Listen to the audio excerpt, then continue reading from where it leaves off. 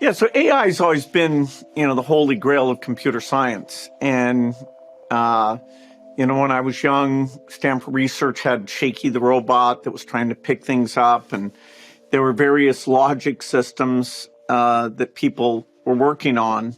So the dream was always some sort of reasoning capability. Overall progress in AI until machine learning came along was pretty modest. Even speech recognition was just, barely reasonable.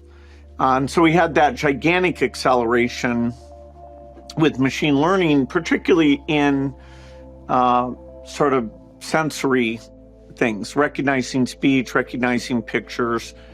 And it was phenomenal. And it just, kept getting better, and scale was part of that. But we were still missing anything that had to do with complex logic, with being able to say, read a text and do what a human does, which is, quote, understand what's in that text. And so as Microsoft was doing more with OpenAI, I had a chance to go see them myself independently a number of times. And they were doing a lot of text generation. They had a little robot arm. The early text generation still didn't seem to have a broad understanding. And so as they were enthusing about GPT-3 and even the early versions of GPT-4, I said to them, hey, if you can pass an advanced placement biology exam where you take a question that's not part of the training set or a bunch of them and give fully reasoned answers, then you will really get my attention, because that would be a heck of a milestone. And so, please work on that. I thought, they'd go away for 2 or 3 years, because my intuition has always been that we needed to understand knowledge representation and symbolic reasoning in a more explicit way, so that we were 1 or 2 inventions short of something where it was very good at reading and writing, and therefore being an assistant.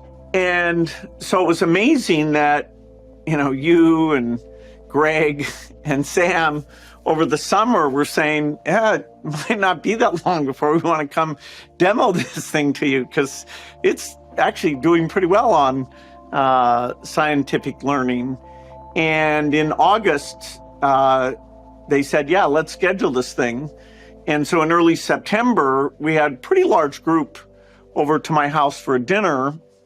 I think maybe 30 people in total, including a lot of the amazing OpenAI people, but a good-sized group from Microsoft. Satya was there, and they gave it AP biology questions and let me give it AP biology questions. And with one exception, it did a super good job. And the exception had to do with math, which we can get to that later. But it was stunning. It was mind-blowing. After the biology questions, I had them type in, what do you say to a father with a sick child?